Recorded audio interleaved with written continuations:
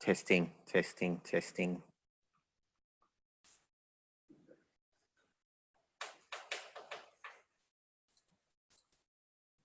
All right, guys, let's get cracking. Welcome to semester one. My name's Brad McGregor, and I'll be a lecturer and examiner for this subject, growth and development. Who here is human services?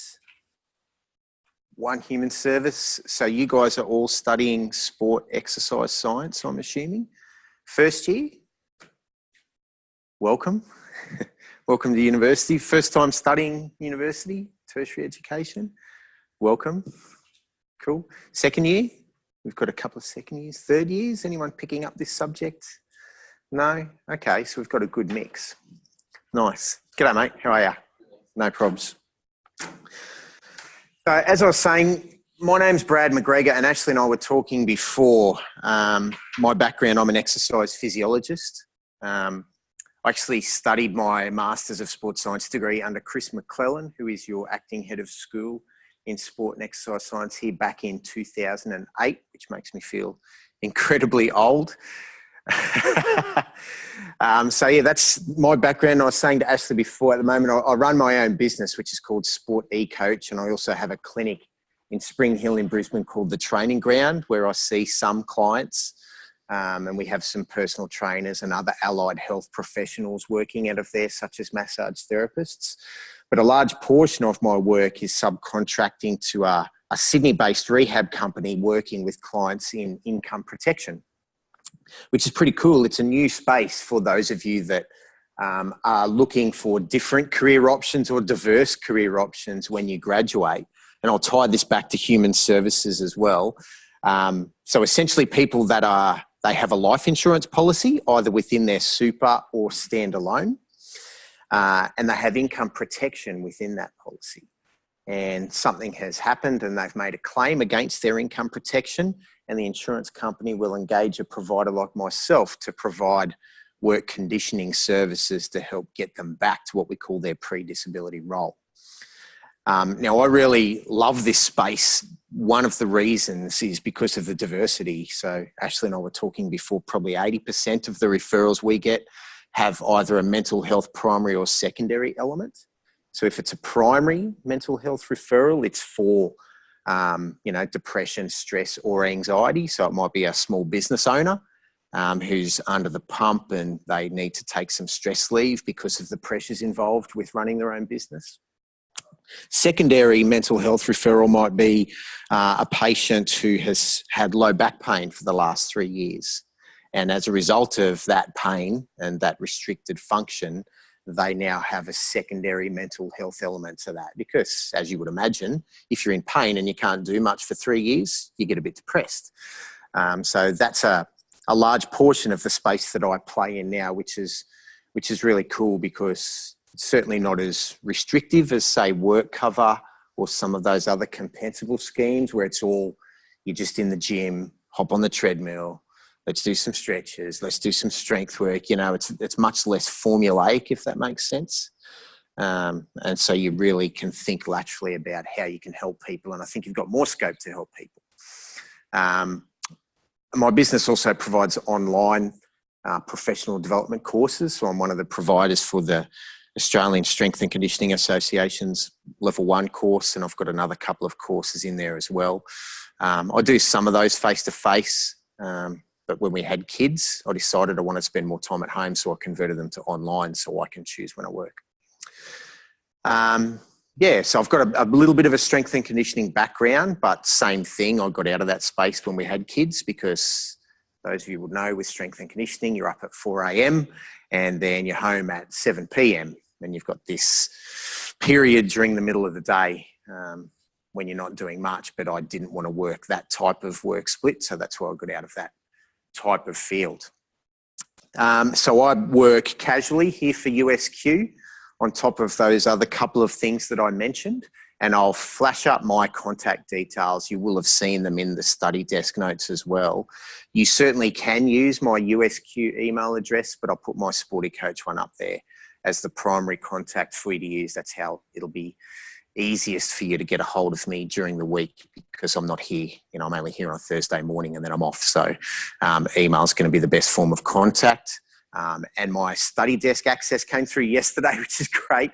So you would have seen me madly on there yesterday, responding to all the forum posts and uploading some different information and categorizing how week 1 looks.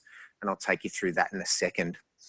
The way my classes will roll is whilst we're hanging out for 3 hours, and according to the timetable, it's a 1-hour lecture and a 2-hour tutorial. To be honest, I think that's quite an archaic way of approaching tertiary education. So I like to facilitate more discussions, and I'll interplay some practical stuff and some small group learning tasks with some theory. So don't expect that I'm going to follow a traditional format where you're going to be passive recipients of listening to me blurb on for 60 minutes and then we're going to have a break and then you're going to do some tutorial stuff. I don't like to roll that way. I don't think it's the most effective use of your time. So I will kind of mix it up. And I'm going to ask you to contribute too. So please engage, ask questions, stop me, challenge me, engage in discussion and debate. All right, and that's how you're going to derive the most out of this subject. Growth and development is not like exercise physiology or one of your more applied human services subjects. There is a bit of theory here.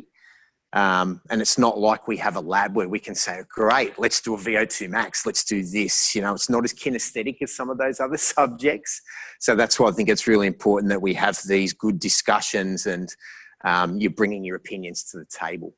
Because we've got diversity in the room, you know, you've got diversity not only in terms of biological age, but also in terms of life experiences and etc., family situations and work experiences. So I need you to bring those to the table for this to be a good learning experience for you. Okay, so I've blurbed on about myself and how I'm going to facilitate this semester, but I just want to get you guys starting to engage with me by outlining what you expect from the course based on maybe what you've seen on study desk or spoken to peers who might have done this course before, or even yourself coming in. What would you like to walk out with at the end of this semester? Sanity. That's always a good start when you're studying at university.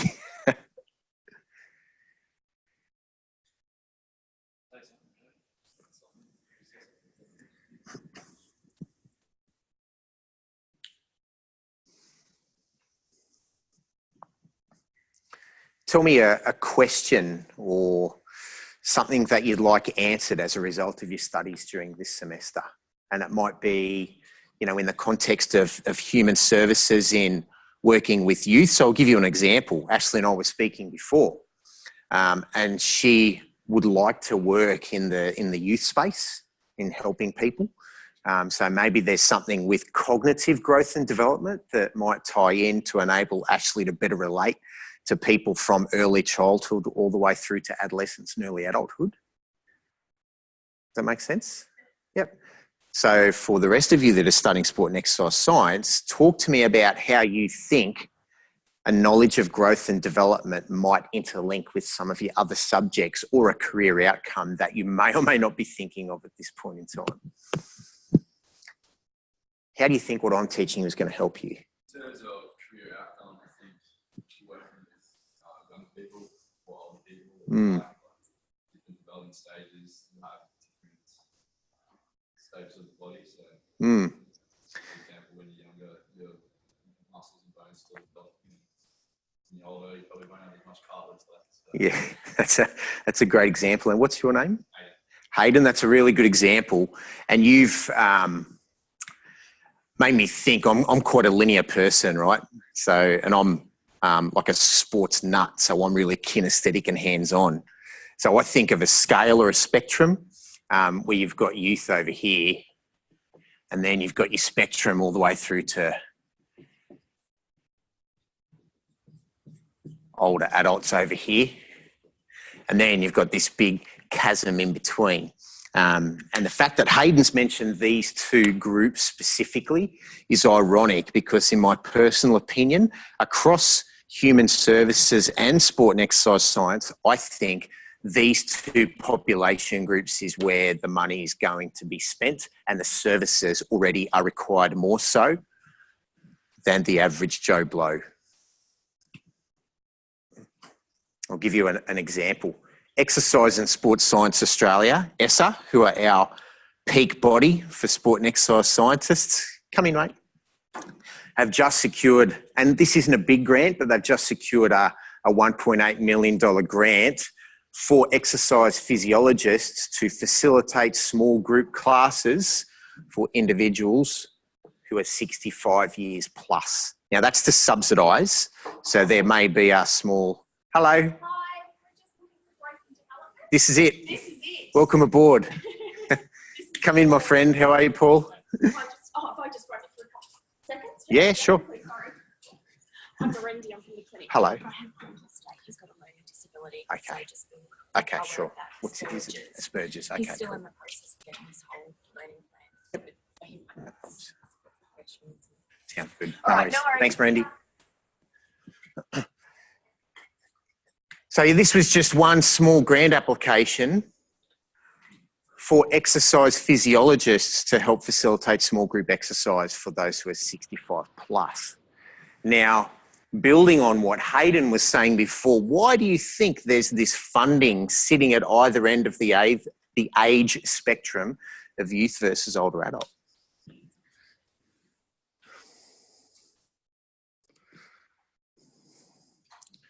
Why do you think there's more money being invested by federal, state governments, private enterprise, not so much in the middle of this spectrum?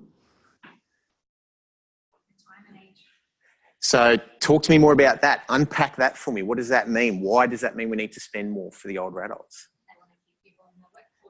Yes, so work longevity or career longevity. Just ask the superannuation funds who keep extending the time at which you can retire and get access to your benefits. Yeah, absolutely. Hayden, what were you going to say? I was going to say that at those ends of the spectrum, that's where bodies must change. Exactly. So this dips into some of the content that I'm going to speak about later on, where we have during the early stages, so we're talking about early childhood, mid-childhood, infancy, we have this rapid period of growth, and then we kind of plateau where we go into a stage of maintenance, and then we have this decline. So some theorists mention that this is our positive phase of growth. This is where we're maintaining. And then this is where in a stage of negative growth or decline. I don't like that word because I'm over 40 now, so I hate to think that I'm losing my physical functionality, but I can feel it. So Hayden, just drawing your point back, what you're saying is not only from a professional perspective, so having a good knowledge of principles and stages of growth and development will help you to prescribe exercise interventions more effectively at either end of that spectrum. But also from a public health perspective, if we can manage people here and here better, talk to me about how that might impact public health. And this is going to bring it back to human services as well. So if we're applying activity interventions and wellness interventions here and here, how does that affect how much our government needs to spend? How, in what way? Great answer. Aha. So here we're looking at prevention. Prevention of what? Prevention of what? Think about our current public health issues. Yeah, unpack that for me a bit more. What sort of injury?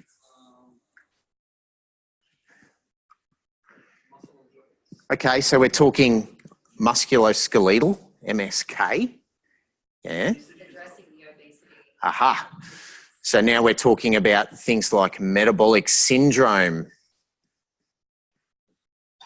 obesity, elevated cholesterol, all these types of issues. So we've got kind of acute versus chronic here, haven't we? So prevention of musculoskeletal issues does have an acute element, but things like metabolic syndrome, obesity, type 2 diabetes are chronic. What costs our health system more? Mental health issues, preventing. Just compare these two, metabolic syndrome versus musculoskeletal, or obesity versus... Obesity, yes, costs a lot more. Why? It's ongoing. So it's got a long tail to it. So childhood obesity is a hot topic at the moment, and whether you're in sports science or human services, you're going to be assisting people to prevent and manage childhood obesity. The statistics show that if a child is obese by the age of 13, the likelihood of them being an obese adult is over 80%, which is why, coming back to Hayden's point, intervention early, having a preventative aspect is crucial. But going back to your point, sorry, what was your name? Mandy's point was about the chronicity of the obesity epidemic. Can you see how this is going to have such a long tail to it? It's not a simple fix. It's not like you break your arm, you go to hospital, you have a cast put on, you're discharged, come back and see us in 6 weeks, we'll take that off, re-x-ray and have a look. Okay, now have some physiotherapy, you're on your way. That's fairly simple, cut and dried, short time frame, would you agree? Probably doesn't feel that way when your arm's in the cast, but compare that to treatment for metabolic syndrome, type 2 diabetes, heart disease, etc. Talk to me about your treatment for that. Yeah, absolutely. And it's complex, and there's so many different stakeholders involved. Talk to me about some of the health professionals that you might see, and think about, you know, parents, grandparents, family members, people that you know that have been through this cycle, right? So they might have heart disease, they might have type 2 diabetes, etc. Talk to me about the type of health professionals that they see. Cardiologist would be one. Dietitian would be another. Paul? GP, excellent. So GP is like the gatekeeper for the healthcare system.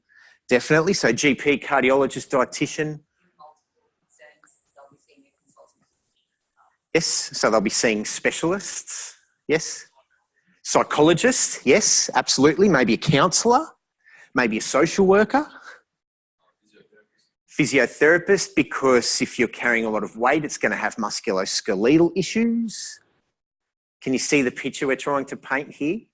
Chronic disease like this is very complex and chews up a lot of resources.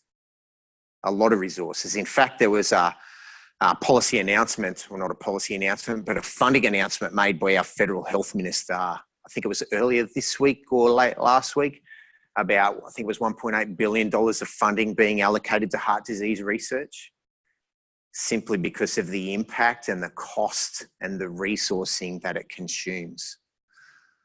So having a knowledge of growth and development, just tying it back, can you see the sort of scale that that knowledge can have and how it can equip you to deal with whatever your context, human services or sports science, how you can help to manage and better treat people and relate to people across the lifespan?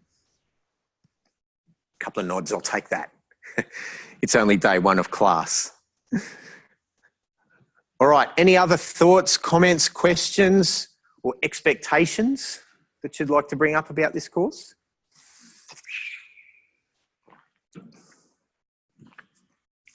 The other thing I will say is I won't spoon feed you, because this is university. It's not all didactic teaching, which is where I chalk and talk up the front of the room, and you guys are passive recipients of knowledge, and you sit there making notes or typing and you'll spoon feed information. That's how it happens during some vocational education courses, and that's how it certainly happens in high school. But I need you to think, and I need you to engage in critical appraisal, which means when you find a source of information, you don't just treat it as gospel. You think, well, is this a good quality source of information or not? appraise that, analyze it, and then decide how you're going to use it. So it's going to stretch your brain. But for those of you who are in first year, it is definitely going to set you up for the rest of your program. For those of you in second year, you should have already had a smattering of that type of process or that philosophy of learning. We're good so far? All right, so in terms of teaching staff, obviously I will be your lecturer and examiner. And I mentioned to you earlier that I was going to give you my, my business email address. So there it is there. I re-uploaded the PDFs of this presentation last night after some edits. So if you jumped on there previously and downloaded the notes before last night, you might want to jump on there and download them again because this is the abridged version. And obviously you'll have my contact details there. Lisa Sealer will be looking after the same class up at Toowoomba, and we'll be recording every lecture. So you can see I've got Zoom running here and I've got the lapel mic on. Hello to all the online students watching this as well.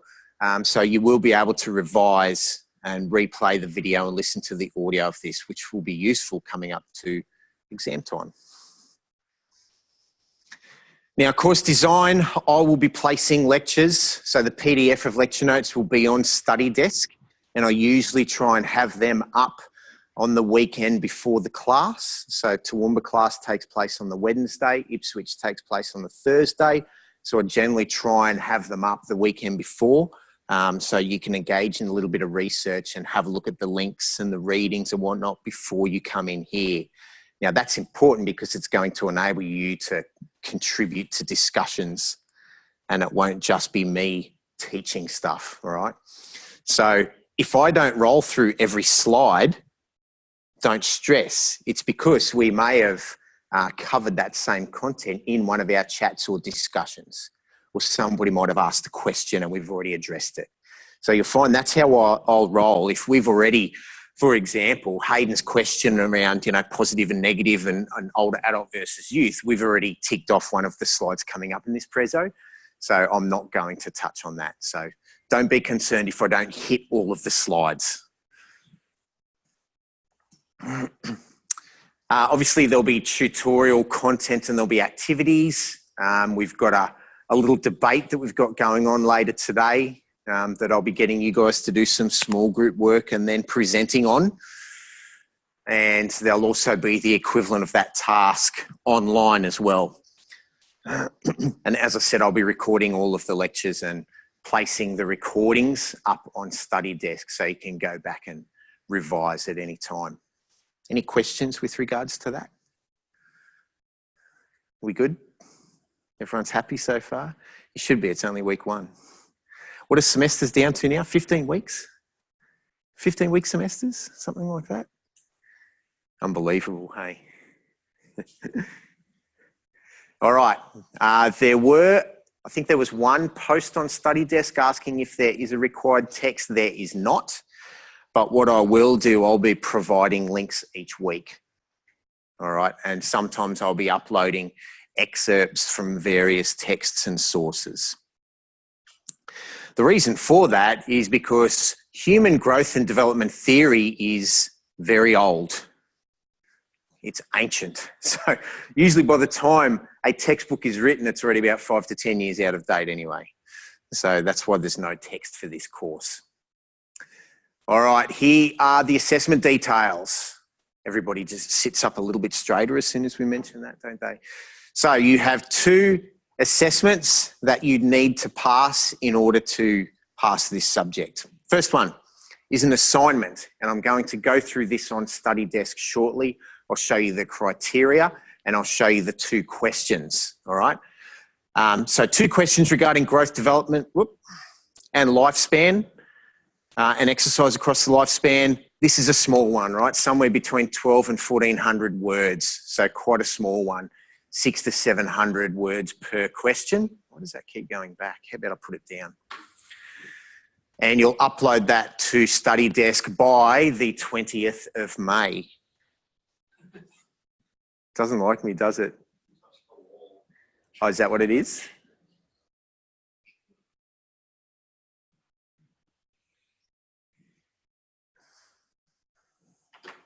This is the problem when you're a kinesthetic sort of person. You like to touch stuff and changes what happens. All right, so the due date is the 20th of May by midnight. But you can submit that assessment whenever you like. And as I said, I'll go through the actual questions that you need to answer in a second. So that is 50%. It hits off on the first 4 course objectives, and then you have your exam, which will take place during the scheduled exam week at the end of semester. And that's 50% as well. And that will cover all 5 course learning objectives. Now, the format for the exam will be multiple choice. So part A is multiple choice. There will be 10 questions in there. There's short answer. I'll have to go back and revise, but I think there's about between 5 and 10 short answer questions, and then there's 2 case studies, so which will be longer essay style responses. That's what the exam will look like.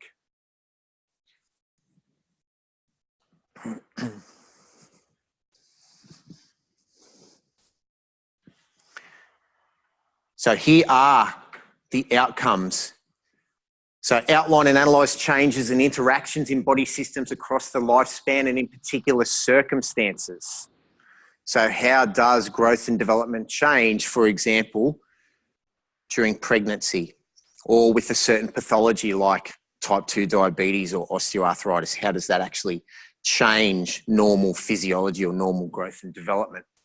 The second one is to identify and evaluate the role of exercise across the lifespan. So coming back to our little graphic that we spoke about here, how does exercise impact acute musculoskeletal rehabilitation? How does it impact obesity and metabolic syndrome across the lifespan? So if we apply physical activity or exercise here during the youth stage, what does that actually do?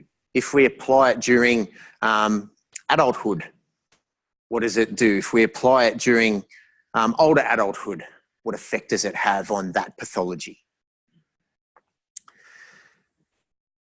Then the third outcome, investigate and report on the ways exercise injuries and various conditions influence or affect growth and development across the lifespan. I think we've covered that. Evaluate the literature and guidelines on growth and development as they relate to exercise across the lifespan. So you are going to be looking at some research, and I'm going to be taking you through how to find good quality articles and guidelines and evaluate them. And then the big one, describe, interpret and synthesize evidence-based research on issues associated with growth and development. Okay, so being able to grab various pieces of research, evaluating that research and then drawing conclusions from it. That's what critical appraisal is.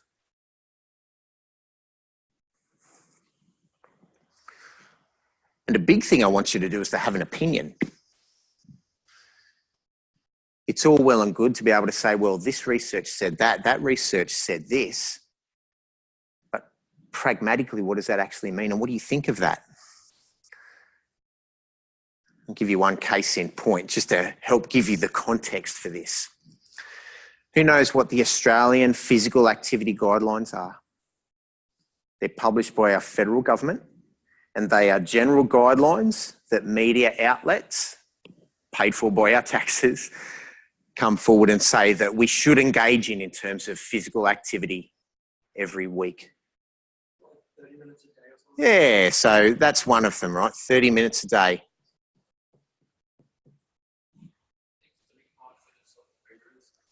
So there is an element of vigorous each week.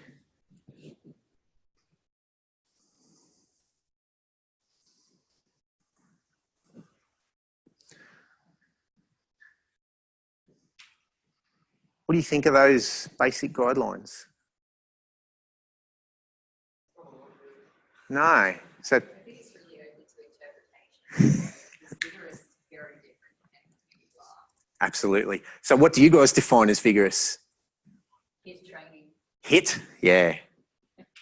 High intensity interval training? Yes. Yep, absolutely. And we're a select cohort of the population, right? This is what I say to my trainers, and I say to students who are studying sport and exercise science, we are not the norm. We're already sold on this stuff. So we think vigorous is HIIT.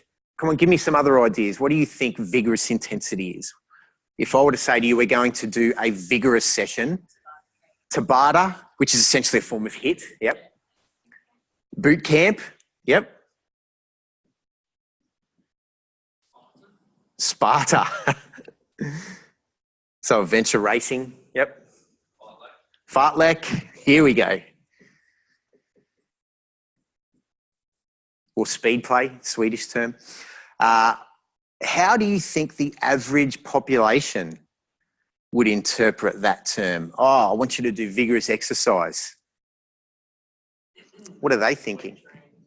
Weight training, yeah. Possibly, yeah. I like how you use that adjective of possibly.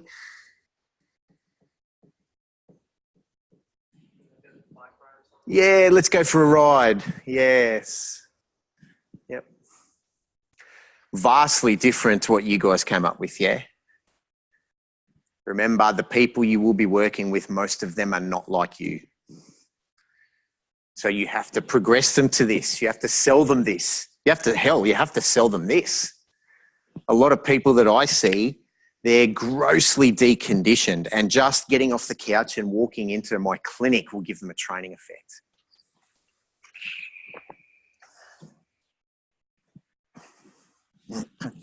So that's what I mean by context. Now, the other thing that we sort of mentioned, the last part of this learning outcome previously, is how to integrate knowledge of growth and development with everything else that you're studying. So let's talk about human services for a minute. How do you think this will be able to integrate with other subjects that you're studying?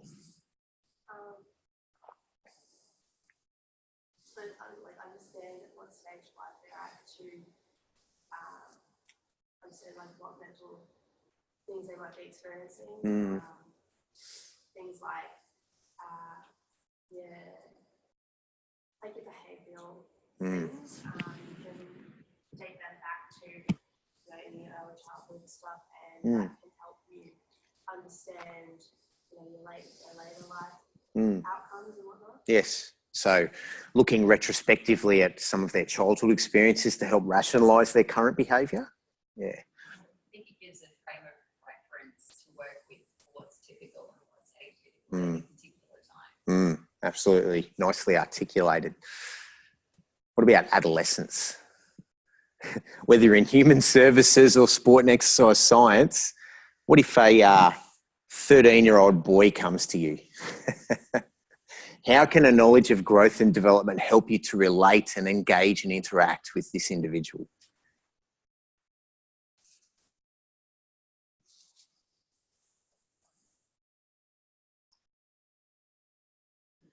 Hayden?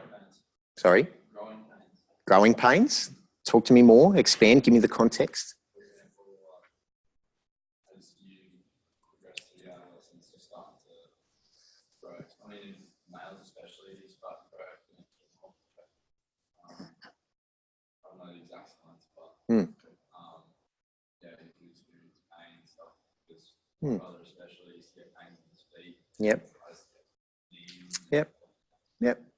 Absolutely. So from a physiological perspective, we've just mentioned two musculoskeletal conditions that tie in with physical growth and development. So the human services example is more about psychosocial growth and development. And when I tossed out the example of a 13-year-old boy, I'm thinking, well, this kid's going to be a bloody handful. How am I going to engage with this kid? But if you know some of the psychosocial stages and you know that this kid's trying to search for a bit of identity, you can help to rationalize some of the behaviors that you're going to see. From a musculoskeletal perspective, we can see that same kid come in at 13 years of age with swelling below the patella right here, because this is what I had when I was that age. It's called Osgood-Schlatters Disease, named after the German guy that developed it. We will go into this condition later in the semester, but it is bloody painful and it is an inflammation condition where the patella tendon inserts onto this tuberosity. Now, Hayden also mentioned heel pain. I saw a friend of my daughter's who is 11 years of age last week, and he has Sever's disease, which is where the Achilles tendon is pulling on the heel and creates pain. So funnily enough, soccer training, wearing those hard soccer boots and on firm surfaces gives him pain because of that inflammation. So having an understanding around that can help you to relate and can modify training load and exercise schedules, right? So this is for you guys studying exercise science. That's why this stuff is so important. From a human services perspective, you might be looking at that psychosocial, or even these rapid periods of growth and development can lead to embarrassment. If they've shot up and they've hit their peak height velocity, and you're talking about a girl who is a foot taller than all of her peers, that can be an embarrassing thing for her. So having an understanding of that can help you to relate and do your job, whether in human services or sports science.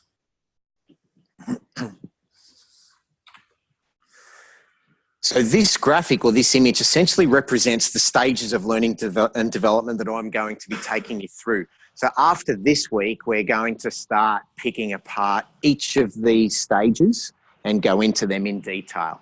So we're talking about infancy and toddlerhood, going into early childhood, middle childhood, adolescence, adulthood, mid-adulthood, late adulthood, and older age, right? And it's funny, isn't it? You know, we drew this crude sort of image before, after Hayden's contribution about positive growth and then a maintenance stage and a negative. This image, you can see here, pretty much follows that same trajectory, doesn't it?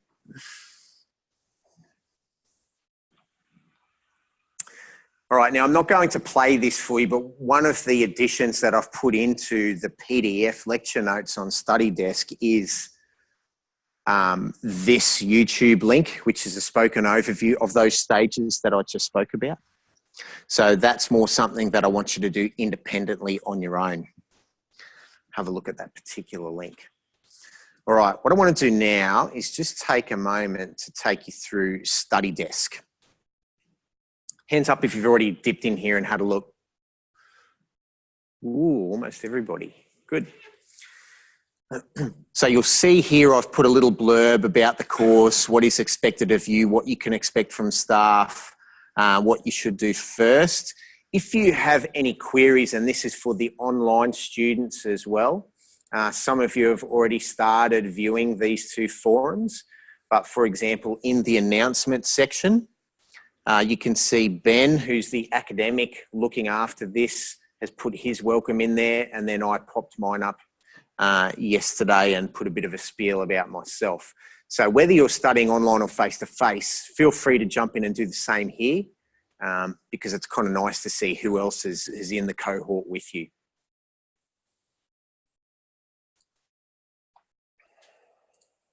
All right, the second forum that we've got is general inquiries. So you can see this has got a bit of traction already, but if you've got queries about the assessment tasks or any of the references or the worksheets or how the course will be recorded, etc., feel free to jump in and post that question there and I'll respond as soon as I can.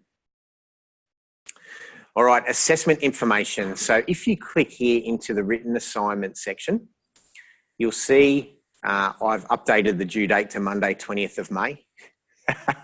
Did someone say it was due next week or something? I think Ashley was saying before. Yeah, so don't stress. We wouldn't do that to you. It's due Monday, 20th of May. So let's have a look at the actual assessment descriptor.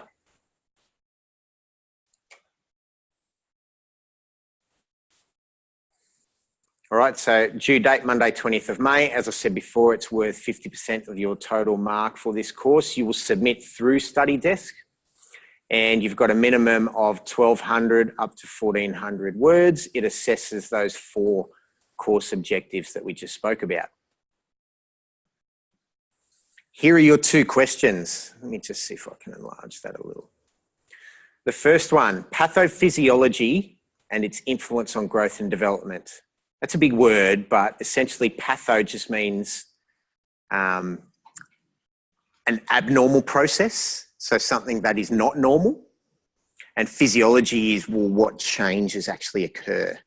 So if we're talking about osteoarthritis, Osteoarthritis is a pathology. It's a disease state. Make sense? So pathophysiology is simply how does osteoarthritis change normal function? Just to break that word down for you. So you are to select a specific pathology or condition, and I've given some examples there. We've already spoken about metabolic syndrome. We've already spoken about osteoarthritis. We've spoken about type 2 diabetes. You could choose to look at pregnancy. So choose a condition or a pathology that has an impact on one or more stages of human growth and development. Then prepare a written document wherein you will explain the pathophysiology of your chosen condition and demonstrate an understanding of how this condition influences or changes normal human function. So if we look at the example of obesity, how do you think that condition, just give me one or two examples of how you think that will change normal human function. Can't exercise like as hard as someone who can have obesity, so then Why? the extra weight, pressure on their joints. Okay, so we're now talking about increase in joint deterioration because of the extra weight. That's a deviation from normal function, so you would talk about that. Yep. Why?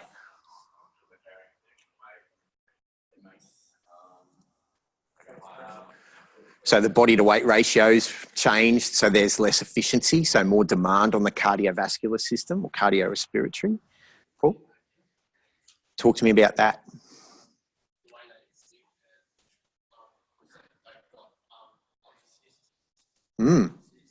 So maybe self-confidence is an issue. Yep, explain. How, why?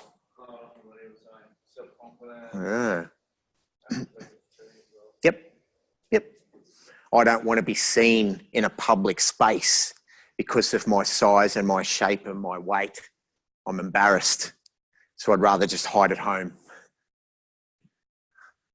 So now we're delving into some of the psychosocial as well as the physiological aspects.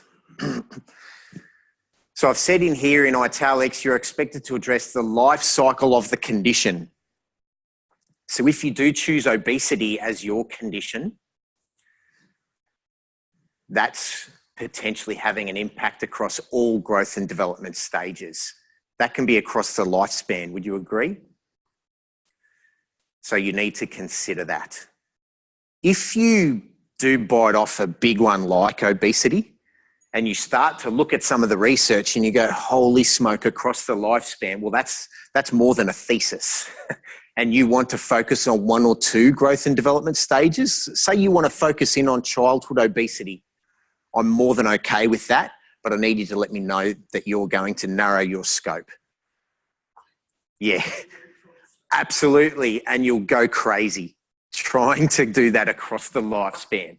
So absolutely. Whereas if you choose something like sarcopenia is the example I've given here, which is a loss of muscle mass that usually happens during later adulthood, that's more confined. So you're probably looking at, 45 plus. That's going to be easier, smaller scope. If you choose obesity, good luck. So you might choose a condition that has obesity as a causative factor. Absolutely. But just let me know that you're going to narrow your scope. So when I see your submission, I've got that context already.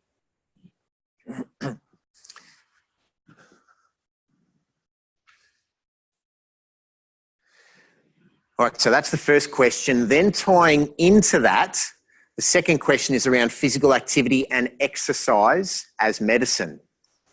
You are to research published literature and present an informed review that explores the role of physical activity and exercise. I'll explain the difference in a second, as a tool to prevent and manage your chosen condition.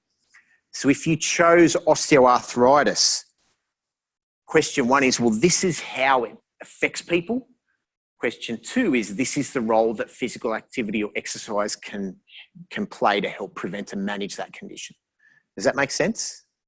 So two-part question, and they are interrelated. So you'll look at the role that physical activity and or structured exercise can have on the prevention, and the second part is the management or treatment. Now, I've spoken about physical activity and or structured exercise. So structured exercise is when a client comes to me and I lay out an actual program for them. It's structured, and we're going to do a HIIT session. We're going to do a Tabata session. We're going to do a fartlek session. That's a structured exercise prescription.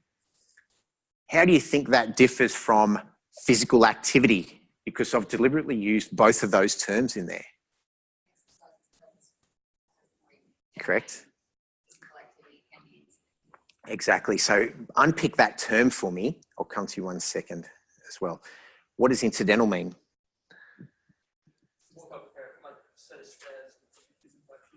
Yeah, correct. But is it structured? It's just something you do to get from A to B. Give me another example of incidental activity. Yeah. Walking to the bus, or even if you go to the shops, you park down one end of the car park. So you're going to walk for an extra 100 steps. And if you apply that kind of philosophy across your whole day, for people that find structured exercise very challenging and intimidating, think back to our previous conversation on obesity, it makes it more palatable and realistic and achievable. Now, what were we going to say here? I was just going to say a specific role. Yep. To developing and helping with the conditioning. Yeah, so you have a specific goal. Not developing, but Correct. I understand what you mean in terms of the structured exercise. What were you going to say? Yeah. Yep. Absolutely. There's actually a program that's being aimed, I guess, at that group of people who find structured exercise intimidating, where they'll actually just walk around a shopping centre in a group and use that, I guess it's using that incidental type exercise. It's big in America because their malls are so big. So they'll have walking groups that actually meet at the start of the mall 2 or 3 days a week, and they'll walk the length. Yep. The National Heart Foundation actually has a Just Walker program that does that. We have group leaders and people meet at a certain place and time. So because there's a group dynamic, it helps with motivation and compliance. Oh, I better go because I know Joe's going to be there and he's going to be wondering where I am if I don't turn up. You know what I mean? I've got a really good example for you around that whole incidental exercise piece. A client that I am treating at the moment, he's a bipolar alcoholic. At his worst, he would consume 44 standard drinks in a 24-hour period. So fairly serious, and bipolar, his between hyper and hypo fluctuates all the time. And he's got depression as well. So for him, I just get him to put his phone in his pocket, and I want him to hit 2,000 steps a day. That's his goal. Really simple. Most of my sessions with him when I get there, he's 132 kilos, grab your dog, let's go for a walk for 10 minutes up to the boundary of your property and come back. And let's set some goals for you for the rest of the week. That's it. So his goal is purely around incidental activity. And he'll text or call, he'll go, oh, I hit 7,000 steps today. I'm like, oh, that's awesome. So we're trying to instigate behavior change with him. I can rock up and do a structured exercise program with him and go, I want you to pick that up 10 times, and then I want you to come over here and do that 15 times, and I want you to do this and that. And he'll do that. What's going to happen when I'm not there? He won't do it. No, there's no way he'll do it. I tried all sorts of things. He's got a little treadmill at home. So I tried, and he likes Robert Plant, Led Zepp. So I showed him how to get up Spotify. And I said, right, your job's to work for 2 Robert Palmer songs. But he still didn't do it. So I had to go to the incidental activity philosophy. All right, any questions on that assignment? Not yet. So email me, speak to me when we have a break during class if you do. What I want you to do right now is start thinking about what pathology or condition you might want to look at. And it might be something that you've had a personal experience with yourself or a family member or a friend, or it might be something that you just have an interest in.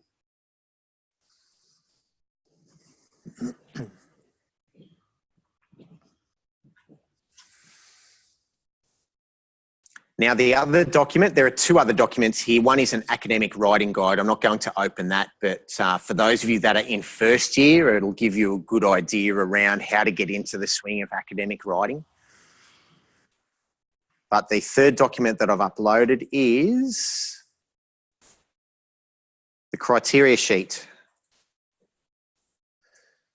So this is what I'm going to use when I receive your submission, and this is what I'm going to be grading you against.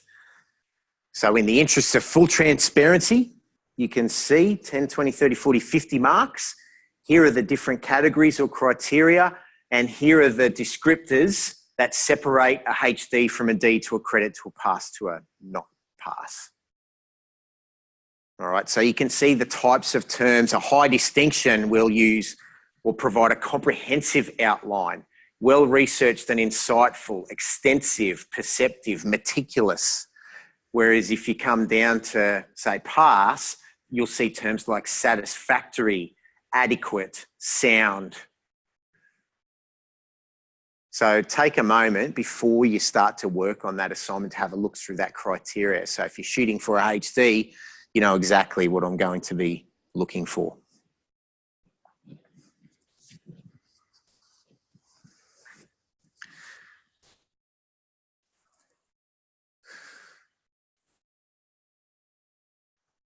All right, and then in the exam section, all I've put at this point in time is what was in the slides before, which is the format of the exam. So part A will be multiple choice, part B short answer, part C long answer case studies. And don't worry about the due date for that. Obviously, it's not occurring on the 6th of March.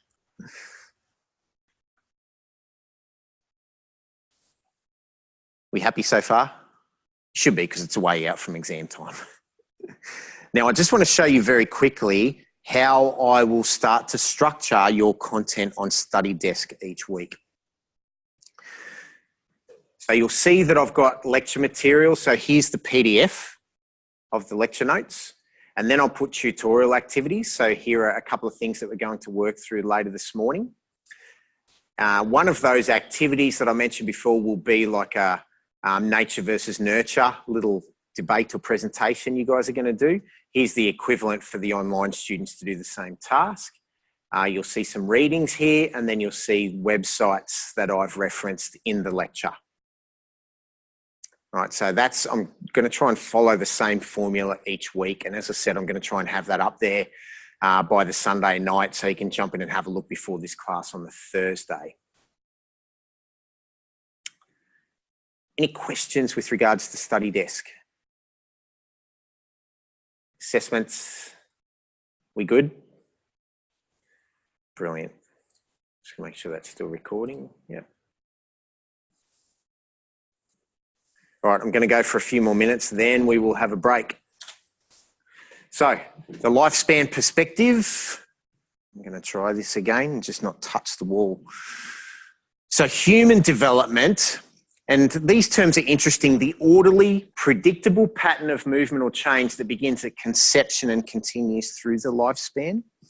I would argue I don't think it is orderly and linear and predictable, but some growth and development theorists certainly do believe that it is this stepwise kind of process. I think it's much less linear, as I said. But the lifespan perspective, and I sit in this school of thought, is the belief that development is lifelong. So it goes... Testing by equipment testing tones only. No need to respond. These are fire equipment test tones only. Please disregard test only. So the lifespan perspective is beyond just the physical, where we have this rapid positive growth during early childhood, and then we have this maintenance period.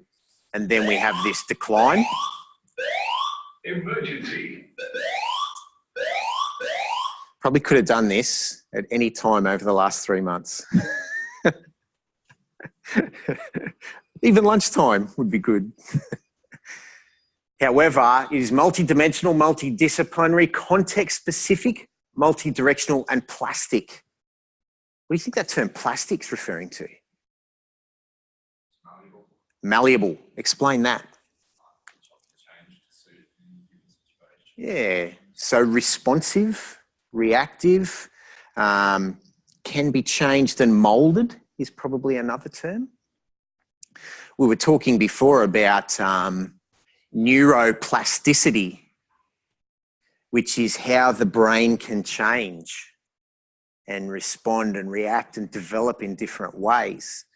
And there's quite a bit of research now on how physical activity affects neuroplasticity and how the brain changes when the body experiences chronic pain, how the rewiring changes and you get smudging in the motor cortex. It's really fascinating stuff. We're going to dip into a little bit of that. So they're kind of the two perspectives. Early theorists were this orderly, linear, stepwise process, whereas some other theorists are more like, oh, I think it's a bit more complex than that. It's more multifactorial.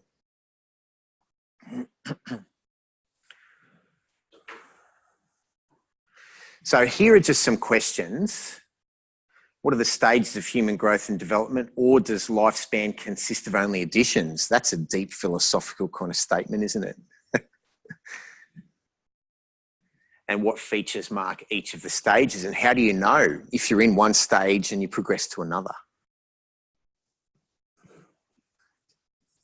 Or one in particular that we'll talk about, it's quite a biological representation of growth and development where the individual, I'm a terrible drawer, right? So I'm not even going to try and go more complex than that, is at the centre of a biological growth and development philosophy, and you just have all of these different systems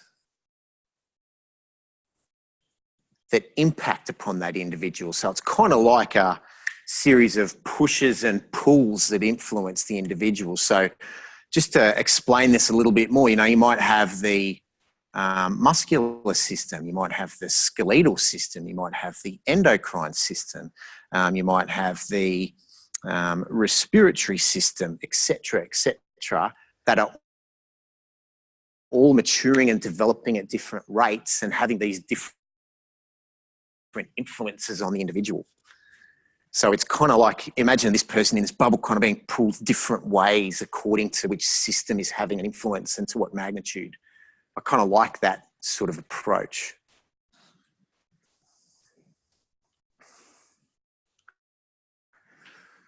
All right, so in terms of human growth and development, we have this growth and decline of abilities. So this concept of, you know, positive versus negative.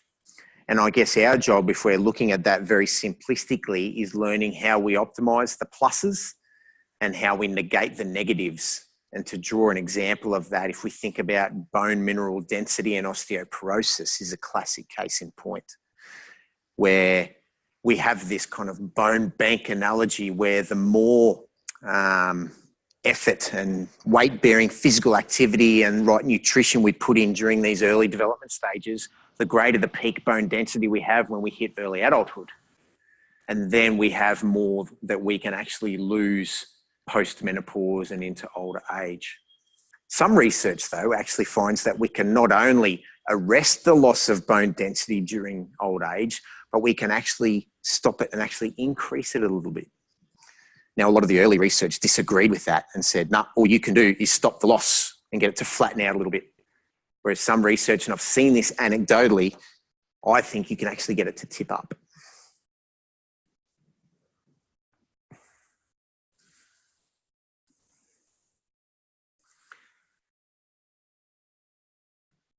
All right, so I think we've already covered the first point here. And we've sort of touched on the healthy behaviours. So this is where we can have an influence if we're working in human services or sport and exercise science, educating people around behaviour change and healthy behaviour change and how that's going to influence their growth and development in a positive fashion. So, for example, my bipolar alcoholic, education's a massive influence for him. But if I were to roll out a lot of these sort of terms, they just mean nothing to him. It's an iterative process where I've just got to chip away at this guy. He made the decision, he called the quit line actually, because he smokes about 20 to 30 a day as well as consuming his 40 alcoholic drinks. So called the quit line and got some patches. And then he said to me the other day, he said, out of respect for you, I'm not going to smoke this while you're here. I said, oh, fantastic. So even that was evidence of a small behaviour change. So we've just got to try and capitalise on that. We need to have a good understanding of what a healthy behaviour will lead to. We need to know the research and we need to know a lot of these things, but how we overlay that onto our customers is a whole other art altogether.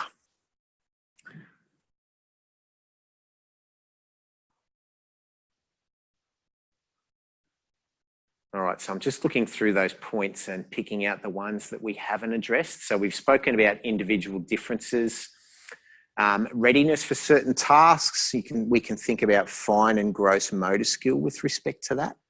And we all know if we're looking at kids trying to hit a golf ball, for example, they'll achieve competency or progress through those learning stages at very different rates.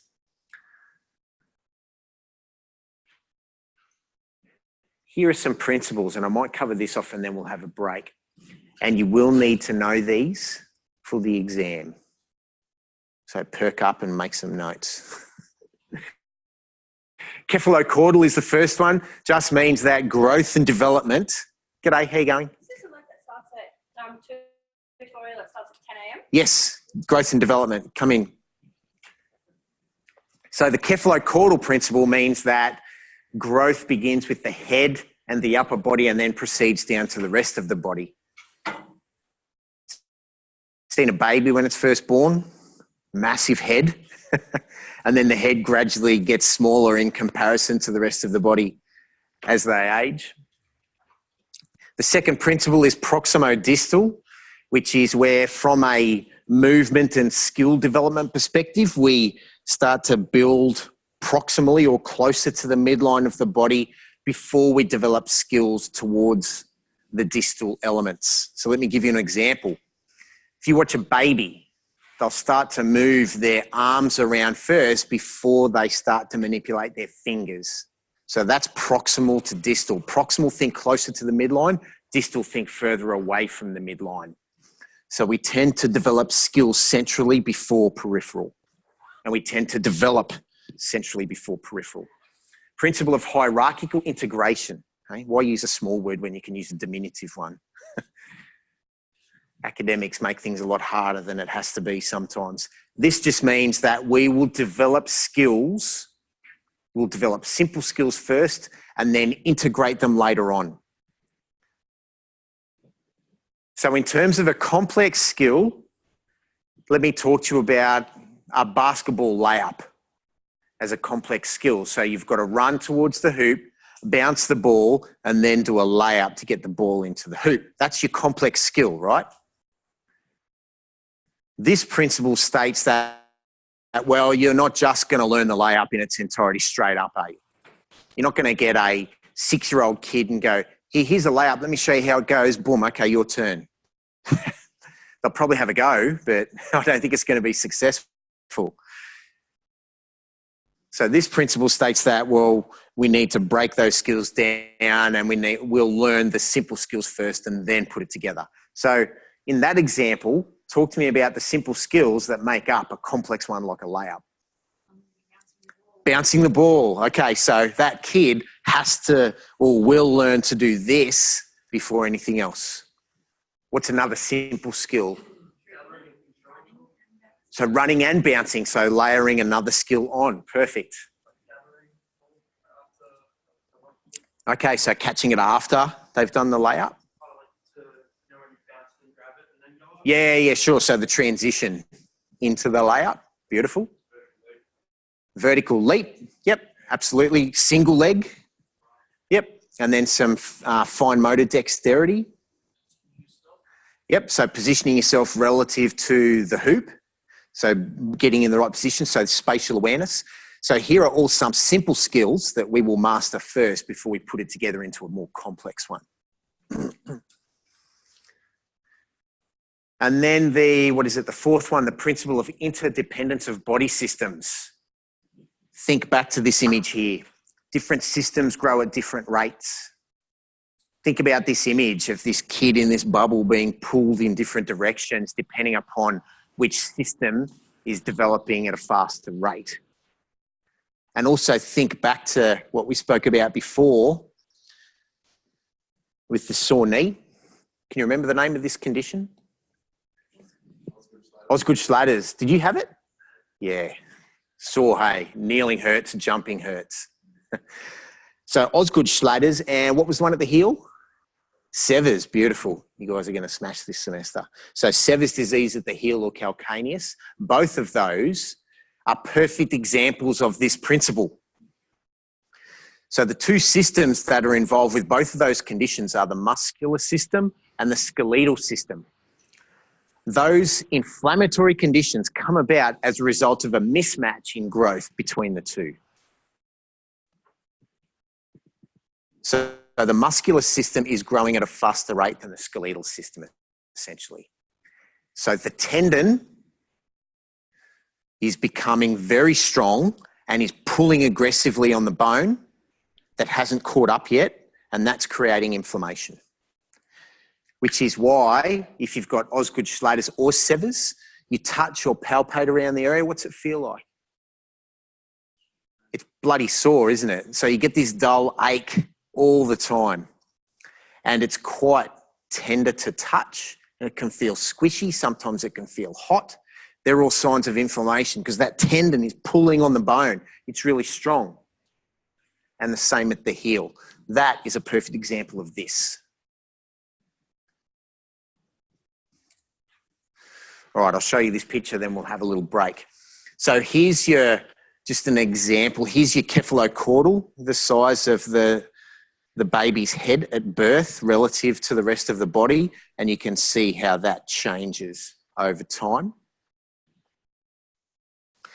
And here's your Prximo distal principle being demonstrated here, where we have those limbs that are closer to the midline developing movement capabilities prior to those that are more distal, which are out here at the fingers. There's a really good example of the cephalocaudal principle, the size of the head, and then how that changes over time. All right, you ready for a break? Sorry, guys, I know you just got here, but we're going to have a break for, what do you want, 10 minutes or so? What is it, 10:07? So do you want to come back at, say, I don't know, what, 20 past? Does that give you enough time? Have a spell? Have a drink, go to the toilet, have something to eat. By the way, I don't mind if you eat or drink in my classes either.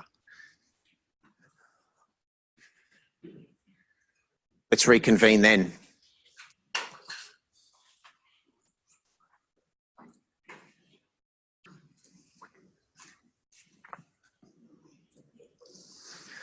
All right, team, let's get back into it. What I've got up on the board now for you is some of those periods or stages of development. And this is essentially a framework for the rest of the course. So if we skim through these periods very quickly, we have from conception to birth, which is termed prenatal, infancy and toddlerhood, so birth to 2 years, early childhood 2 to 6, middle childhood 6 to 11, adolescence 11 to 18. These ages are not exact, by the way.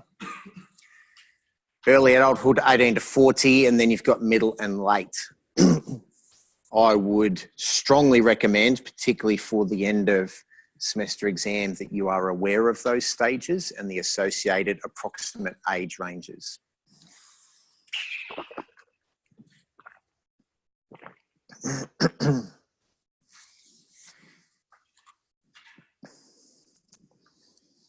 So now what I'm going to do is to play this YouTube video that goes for around 6 minutes. This is essentially a very fast run through those stages from infancy through to the late adulthood.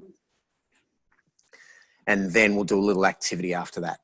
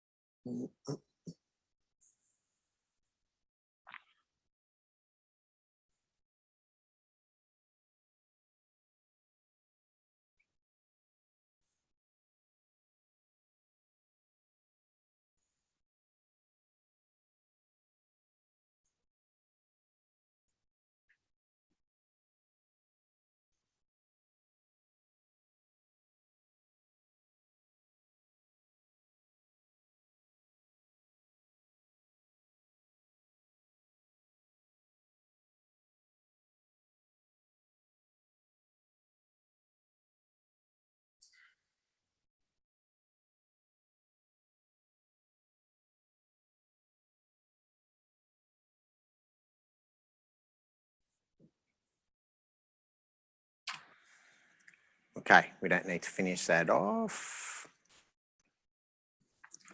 This is what we're going to do now. So you can see up on the whiteboard, I have the various stages of development from infancy through to late adulthood, which you've just had a 6-minute lightning run through of the whole thing.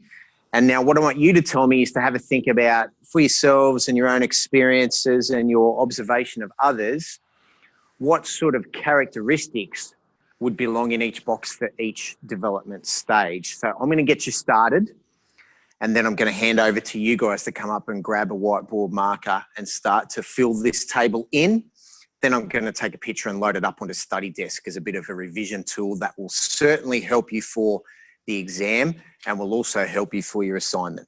All right. Plus, I think it provides a good overview of what this subject is about right up front. All right. So talk to me about, will you guys get me started? So choose a development stage and then give me some points to note for physical, cognitive, social, and relationships. We could almost blur that line, but for the purposes of this exercise, choose one of these and then tell me which box you want me to put something in for a characteristic. Just like early childhood, like probably getting better at walking and stuff like that. And so physical, so gross motor starting to develop.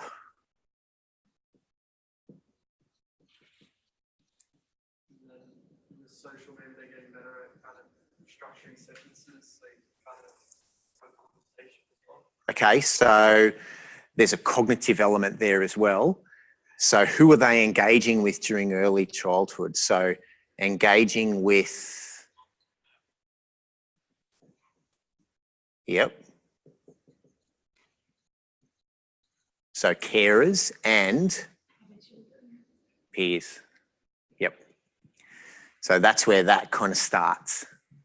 Relationships as well, start to form friendships, especially in the later phase. Late childhood? I know with early childhood as well. Early childhood relationships. Yep.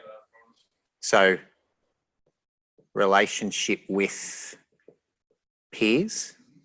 Yep. And obviously carers. Within the early childhood relationships, it's also the transitional time from parallel play to Cooperative play, yes. So I might put that here. Given, as I just said before, this line could almost be blurred. So cooperative play, certainly. So explain that a little bit and then I'll come to you. So when they're younger, they'll play with their peers but not interacting. They'll play side by side, doing their own thing, but there's a transitional time in early childhood where they begin to play together. And role play will start. Yes, role play. This is my daughters, right? So when they were younger, so when they're not playing together, they're playing in isolation. Barbie, you have a Barbie, I've got a Barbie. And we're doing our own stuff. And we've got the same dollhouse, but we're on different floors. And we're doing our own thing. But then when we reach this stage of cooperative or engaging play, all of a sudden your Barbie starts to talk to my Barbie. And we start saying, oh, why don't we go on a holiday? Yeah, great, let's go. So it starts to become the one story, if you like, when they're playing that game. And as the parent, remember we played mermaids for 8 hours straight. And then towards the end, I'm like, this is a personal battle, Brad. You must hang in here. Ride this thing as far as it'll go.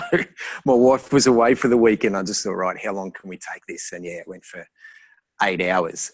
But they structure a role that you need to play. And if you fall outside the parameters of that role, look out. Don't say it like that. Say it like this. So they're starting to form, in terms of that cooperative play, there's role assimilation as well. That kind of goes with that.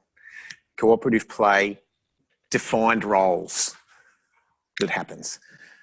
All right, have we got the ball rolling? All right, I'm going to give you a couple of minutes.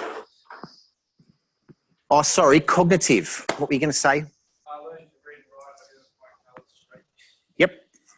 Early childhood, so colours, shapes. So I'll just put colour and shape identification. Yep.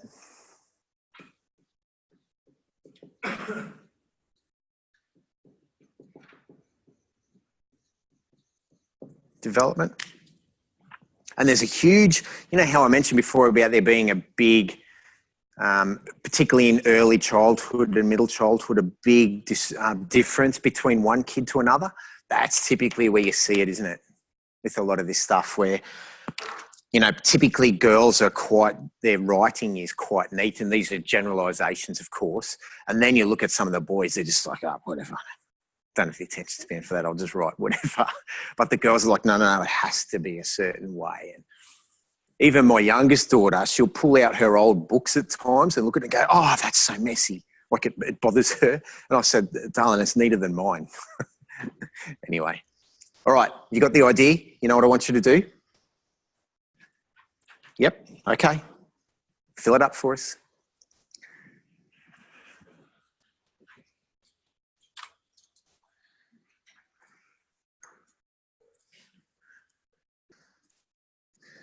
Yeah, we were just saying before, I'm working with a customer up at the Sunshine Coast who's in early adult, suffered a traumatic brain injury, so fell off a bike, quite bad brain injury, and I'm looking after some of his physical and rehabilitation. And he's described pretty much what we were just talking about there with the loss of partner, where his persona, his personality, he's changed. And I remember the psychologist saying to him, don't try and become the guy you were, because you're not that person anymore. Some elements will still be there, but you need to now forge your new identity. And that he loves the new him. He actually reflects and doesn't like the old him. And his mates are saying to him, oh, you'll be right. The old you will come back. He's like, well, A, no, it won't. I know that now. And B, I don't want him back. I like this me much better. So just drawing a parallel, sometimes when there is a loss of partner, the person goes through those stages of grief, and then they kind of redefine themselves. New hobbies, new relationships, etc. Paul? Tell me more about that. Yeah, so give me an example.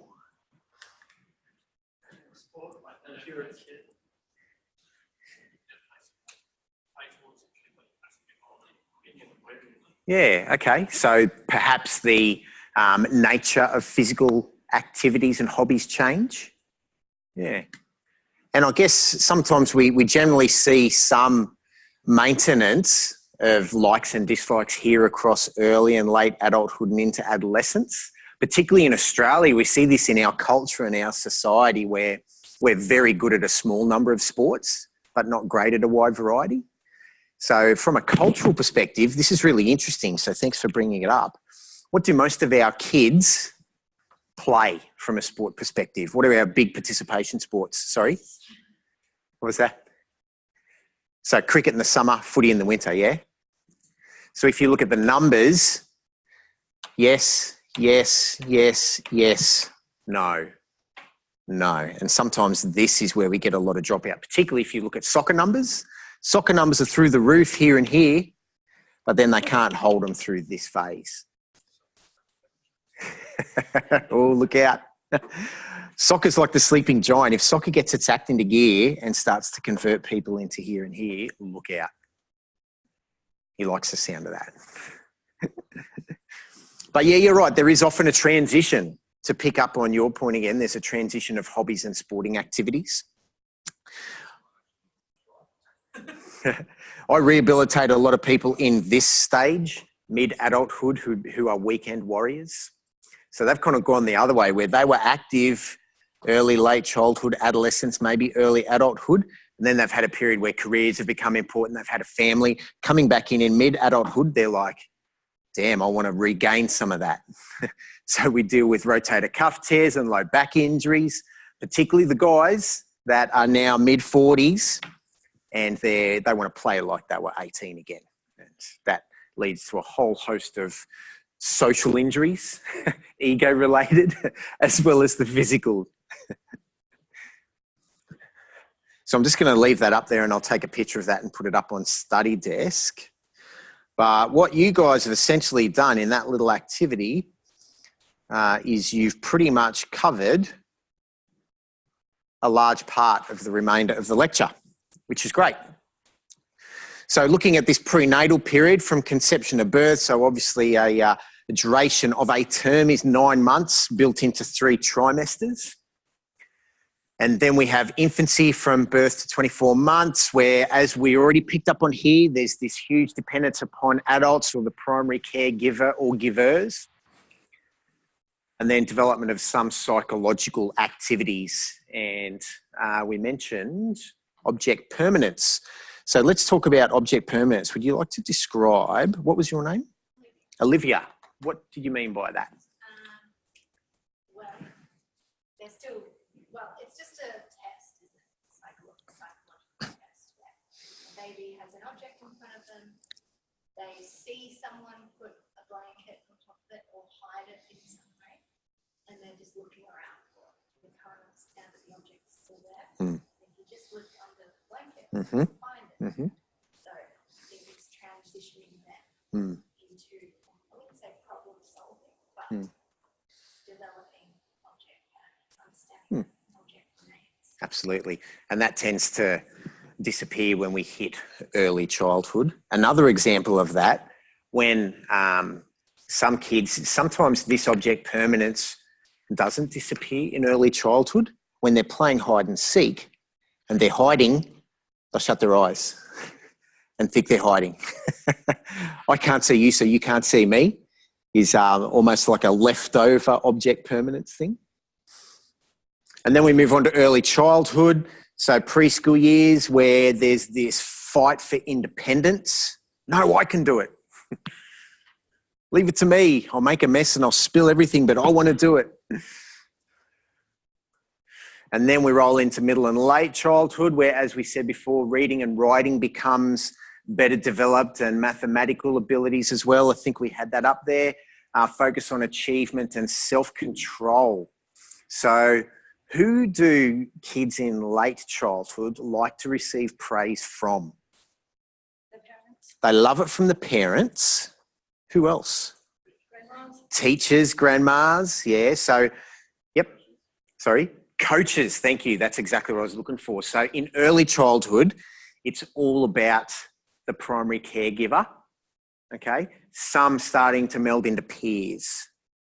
But then when we go into late childhood, we start to want recognition and reward from a few other people. So who's been in a situation, I know I encounter this with my daughters at the moment, where I might tell them to do something with respect to netball. They both play netball, right? And they're like, yeah, whatever, Dad. But if the coach tells them, oh, that's a whole different ball game. Oh, the coach told me I should do this. I said, well, I told you that 3 weeks ago. Yeah, but you're not my coach. Yeah, okay, sweet. I know my position now. And then we roll into adolescence, which this is probably the stage of development that has the greatest flux in terms of when people enter it and leave it. And it's generally acknowledged that females enter adolescence earlier. They enter their peak height velocity sooner than boys. And this leads to social implications when you have around the ages of, 11, 12, 13, you've got girls entering adolescence, but the boys aren't. And the girls are going through all the changes from an endocrine and a social and a physical perspective, and the boys haven't started that yet. So it leads to this kind of mismatch, which can potentially lead to conflict and confusion. Then in late adolescence, so you've got this rapid physical change. And on that video, it showed, lots of tears and huge fluctuations in emotions. And there's this pursuit of independence and identity. So who am I?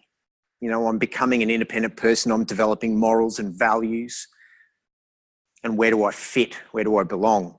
A good analogy is, if you take your family to a party and you've got an adolescent there, they kind of don't know which table they sit at. Do they sit with the adults, or do they go and just hang out and look after the kids? They're kind of in that halfway, and they just don't know where they belong. Early adulthood, late teens to early 30s. So this is where big transition, you start to fend for yourself. So move out of home, My daughters are telling me they're moving out of home plans already. They know the year. They know where they're going to live. And economic independence, how good is that? I remember when I started to, you get your first job and you start earning a bit of coin and you've got your own car, you can do your own thing. It's like, hallelujah. Now, I don't want to talk too much about this slide, but you've got your chronological age, which is your age in years, versus your biological age, which is the age of your physiology, if you like. People in exercise and sport use this term all the time. What is a person's biological age? They might be 40, but they've got the body of a 60-year-old. Classic case in point, tying it back to obesity, where they might have the joints of a 60-year-old because they've been carrying excess weight around for the last 20 years. Now, this was one of the images that's essentially another version of this table that you guys have constructed. It was a little bit blurry on the first version of the PDF. So if you jump into one of the forums, you'll see I've got a more high-res version in there. But obviously there's a lot of text on there. That's more for your own reading and revision, more so than going through it here. And the same for this next one. This is another high-res version, and you'll find it in one of the discussion forums as well. I'm going to hold off on this one because that's going to be our debate, nature versus nurture. And we've already covered this next one.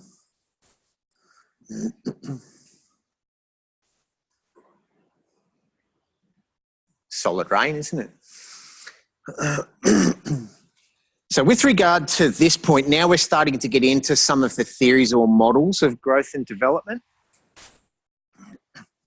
And you will need to learn these, but you've got your psychoanalytic theories that is more stepwise. So looking at personality changes, saying that we go through certain stages as our personality develops, learning stages where how we learn and how the environment changes, influence our behaviour, cognitive, and we've spoken a little bit about the cultural influences, and how thinking develops in stages as well. Then the biological, and then what I spoke about before, which is the ecological, where you've got all these systems influencing a human individual.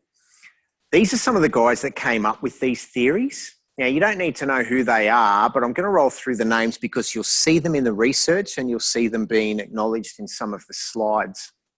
So the maturation theory was Gesell. Sigmund Freud, a lot of people have heard about with his psychodynamic theory. A lot of people think this guy was a bit weird, Sigmund Freud. I think a few of them are, a little bit left of centre.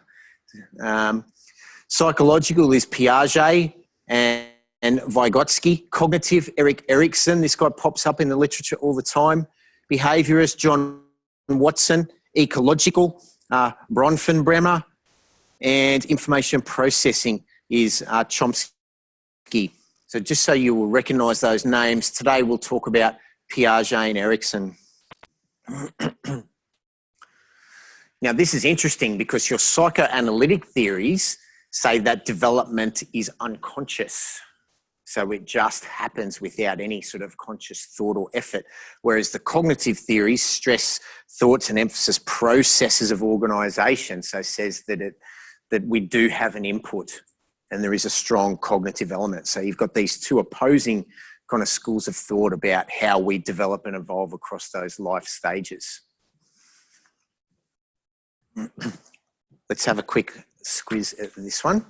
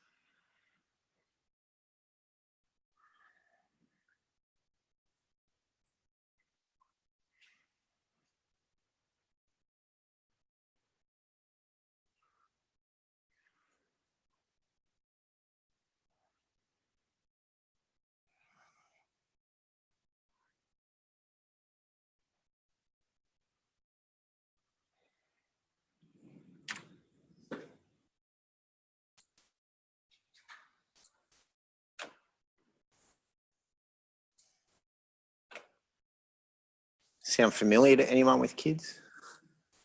Yeah, absolutely. All right, so this is Erickson's model, and I'm going to talk through these briefly. So we have, and you can see the color scheme relates to the stage of growth and development. So he has these polar opposites in each stage. So you have trust versus mistrust, autonomy versus shame and doubt, initiative versus guilt, industry versus inferiority, identity versus role confusion. That one's fairly self-explanatory with teenagers, isn't it? Intimacy versus isolation. So drawing across to, you know, looking for a partner. And then, and the yellow one's quite hard to see, but this is generativity versus stagnation. And I'll talk about that in a second, versus integrity, or integrity versus despair. So Erickson kind of says, well, he's got these terms at either end of a spectrum, and everybody fits on that spectrum somewhere. And some are quite polarizing towards one end, others are more towards the midline. So this is what they mean. So trust versus mistrust is in that early infancy stage, if we draw this over here. So this is in relation to the primary caregiver or givers. So if they feel safe, an infant will develop that basic trust. So if they have, you know, a warm, responsive environment, but if they're mistreated or ignored, then that kind of starts to become a permanent trait for these individuals, or this is what Erickson is saying. We were talking before about this, weren't we, about looking back into someone's past to explain some of their behaviour in the current point in time. Then between 1 and 3 years, autonomy versus shame and doubt. So this is interesting because, you know, kids want to try and get a sense of autonomy, and as caregivers or as coaches, how do we kind of facilitate that to help them to make their own decisions in a safe way? And then during early childhood, initiative versus guilt. So kids want to experiment, they want to engage in imaginative play. So if that's not supported, they start to spin towards the guilt side of the spectrum versus learning to use their initiative. Late childhood, industry versus inferiority. So I think this flows on from the initiative versus guilt. So when they can use their skills to make their own decisions, they foster that source of industry, meaning I can accomplish stuff, I get that sense of accomplishment, versus inferiority where self-esteem element is, oh no, I can't do that. Identity versus role confusion, I think we've pretty much covered that one. Intimacy versus isolation. And as I mentioned before, this is around looking for a partner, commencing a family, etc. Now, this is interesting because some people don't want a partner, yet they don't feel isolated. So this is, remember, this is just Erickson's take on things. It's quite a traditional kind of viewpoint, isn't it? And then generativity versus stagnation. This is where during middle adulthood, people start to invest more into their careers. And this is me, I feel this. And you've kind of got this balance that you're fighting between, well, I'm probably as good as it's going to get from a knowledge and experience and skill set perspective. So this is the peak earning time. So you often find yourself in middle or upper levels of management, working your backside off, but you've still got these kids growing up and you still want to have a hobby. So you kind of feel like you're being pulled in a few different directions. But you feel this, generativity is an interesting term. That's more talking about, well, giving back to other generations. So you start thinking about, well, what is my legacy? What am I going to be remembered for? What truly makes me fulfilled? This is where, particularly in the fitness industry, we see a lot of people transitioning in because they've had a crappy career that they're not happy with, they're not fulfilled, and they start to think, well, hang on a minute, why am I ploughing away at a crappy job that I don't like? You know, I'm probably going to work for another 20 years. Why don't I do something I enjoy? So that's where we tend to see a lot of people coming into personal training or exercise physiology from making that change. And it might be the result of, you know, I hate to use the word journey, but they've used exercise as a way of transforming something in their lives, and they'd like to embrace that as a career moving forward.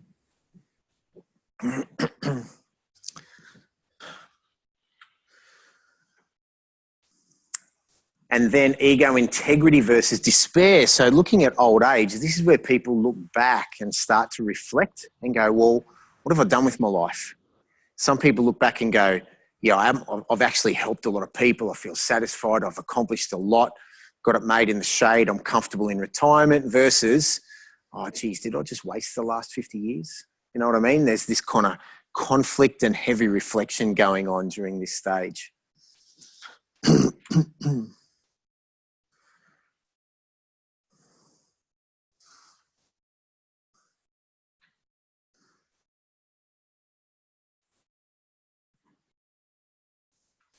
Okay, so here's Erickson's model in a little bit more detail.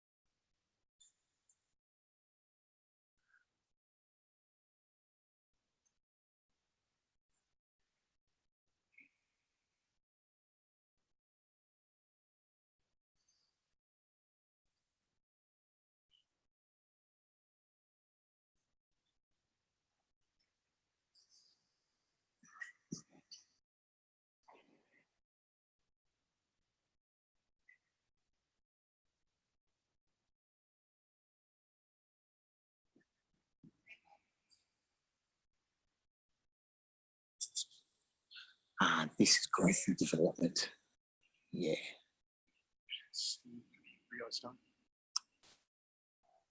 Yeah, I think that's because that's definitely not the course code for this.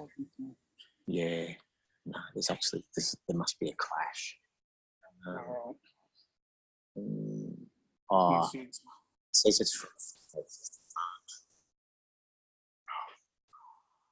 tomorrow.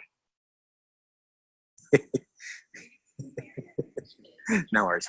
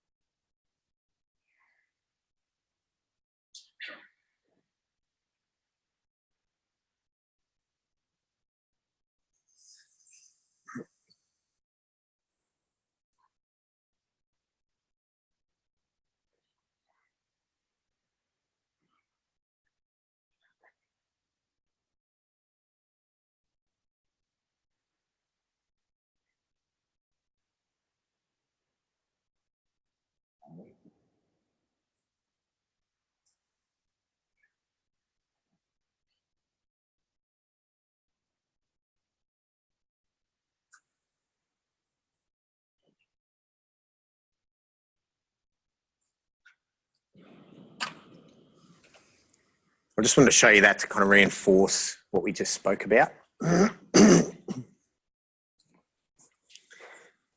Now, this is different. This is cognitive development, and this is Piaget, who has these categories: birth to 2, 2 to 7, 7 to 11, and 11 years on.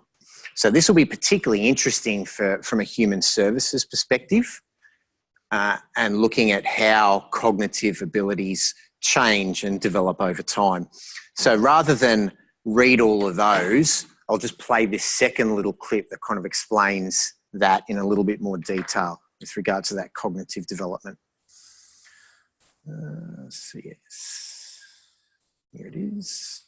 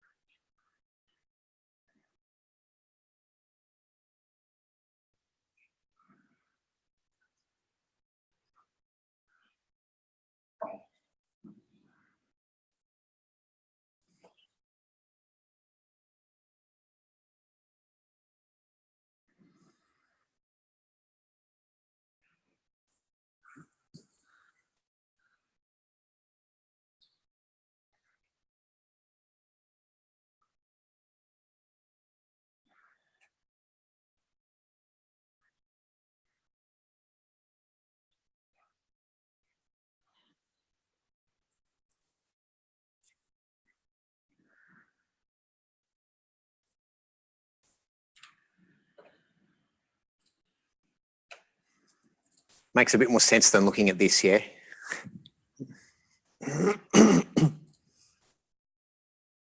All right, last one. Kohlberg's theory of moral development. This is close to Piaget in terms of that last stage where they start to talk about morality. So this is interesting. I'll just summarize this quickly, then we'll move on, because we've got level one, which is preconventional moral reasoning, where it's like punishment and obedience. So there's no moral reasoning as such. It's more about, okay, well, I do this, here's the consequence, I get punished. Versus, you know, and look out for number one in that second stage. Then conventional moral reasoning, where we start to get appropriate behaviour for the context and for the scenario. And then when we move on to stages 5 and 6, post-conventional moral reasoning, which is where we start to have this bigger picture. So it's more outward facing, if you like. There's more about bigger issues like if we talk about conservation of the planet and firm beliefs on what's right or wrong, people start to have political ideas and beliefs and etc. So this is just tying in quick a little bit with Piaget. Kohlberg kind of focuses more on moral reasoning as one whole model. Imagine dedicating your whole career to that, moral reasoning. Fascinating. All right, let's move on to some of the activities. So looking at study desk, here's what I want you to do. So if you look at the tutorial activities, you'll see you've got a personal growth and development worksheet. So if I just open that and show you what that looks like, some of you have already printed it off, I can see. This is a little personal sheet for you to do. I'll just make it a little bit larger. So write down some changes you predict for yourself in coming years and try and give 2 examples in each spoke of the wheel. Some big ones here in study changes, no doubt, for some of you. And then there's a couple of little personal reflection questions that you can do on the second page. Now, when you'll finish that, that'll only take you about 2 minutes. Just to consolidate what we've been talking about with these stages of growth and development, here's a very simple little task for you to populate, similar to what we did on the board, just to consolidate your understanding of some of the characteristics within each of those stages of growth and development. And then when you've done that, we might move on to our discussion, which is nature versus nurture. So how long do you think you need for those 2 worksheets? 2 minutes? 7 minutes, 10 minutes, something like that? Sound good? See, as adult learners, you get a say in how you learn now, so you can have an opinion. All right, I'll let you get cracking with that. And then we'll finish off with our discussion.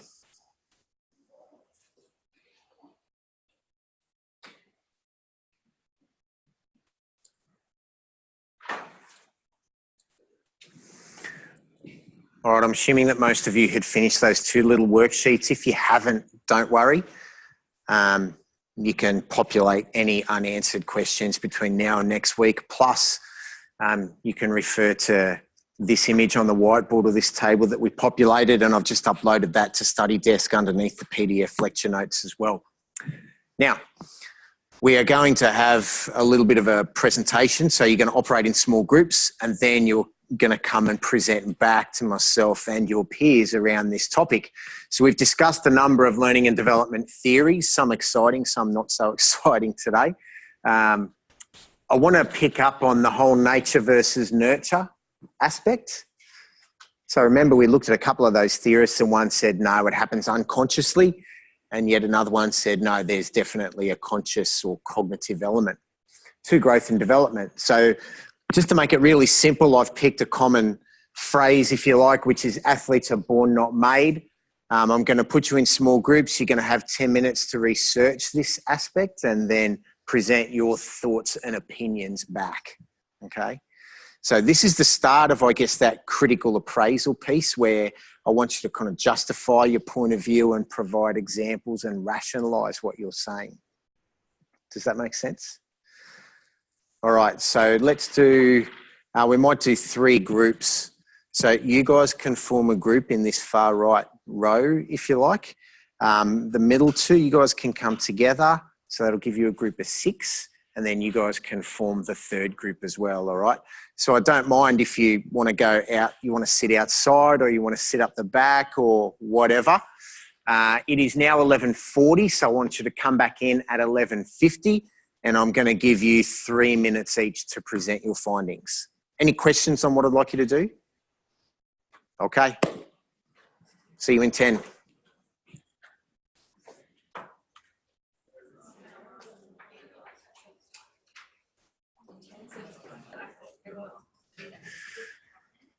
All right, team. Give me your thoughts. So you have 2 minutes each to present a summary of your findings of your discussion. Is there a group that would like to go first? Okay. Far right, you guys are up. The fence sitters, we'll call this group.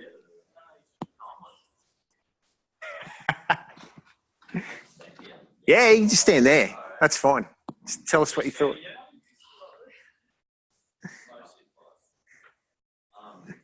angle is that we don't really have an angle because we believe that we have athletes that are naturally talented, have resources, don't make it, but then you've got people who have a mindset of an athlete but don't have an arm, or don't have a leg, or have a heart disease, or a mental problem. So somebody black and white is a very big grey area. Would anyone else in the group like to offer their thoughts?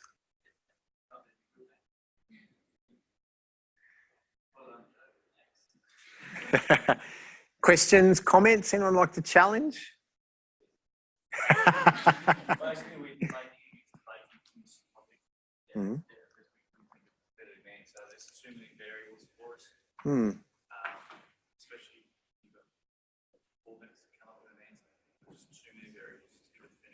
Okay. Genetics and stuff always plays like a vital role in someone's success as an athlete, but you can't just say it. Like you can't just say it, oh yeah, because your parents, like one was a swimmer, one was a trainer. It doesn't mean you're going to have the same kind of capabilities. You're not going to be able to just go, yeah, you're going to be a great athlete. Obviously, if they don't work, they're not going to get there. So they are made in reality, but they just kind of have born with it, with the opportunity, I guess. Ah, that's a good way of saying it. So you're saying there has to be a basis, like some kind of athletic base that the person builds upon? Yeah, I guess if someone formed like genetics where they can't like gain muscle or something as fast as another person, their strength and stuff obviously isn't going to be as great as someone with the genetics where they could gain muscle and strength rapidly. But again, we can counter argue that with someone who, when we talk about athletes being born with a genetic gift, they might not have the drive to succeed, and they've got to have work ethic, but then you've got someone who's got those bollocks for genetics that have got that high chance of succeeding. That's a warrior mindset, an athlete mindset that they have. So it's can't argue absolutely everything is. So yeah, we just take the fence down and let it sit. Yep. No splinters in the backside at all. No offense. Nice. Well, you've justified your position. What you guys just added on at the end there is the icing on the cake. So well done. All right, who wants to go next? Actually, you guys can go next because you were going to dob these guys in. So you can go second. You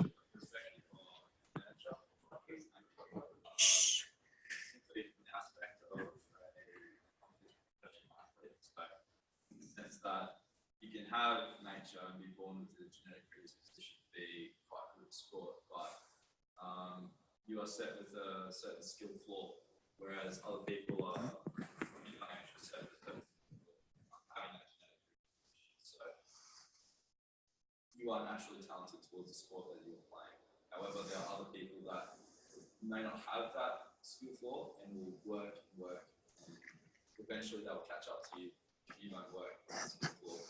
And it's hard to become better athletes because with that skill floor, you can't realistically become a successful professional athlete just by being born.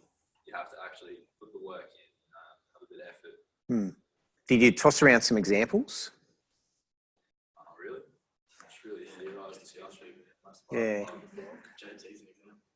So talk more about JT. He's not the biggest bloke in the world. Provide the context. So sport and athlete.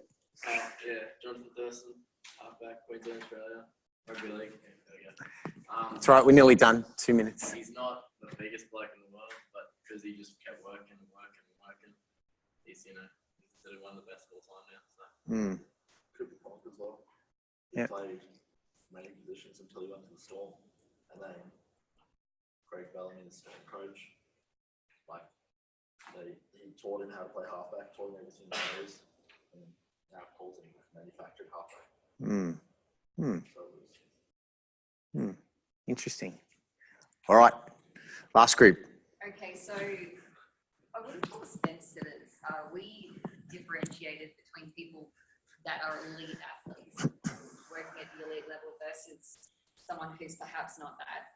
As far as an average person becoming an athlete, we said nurture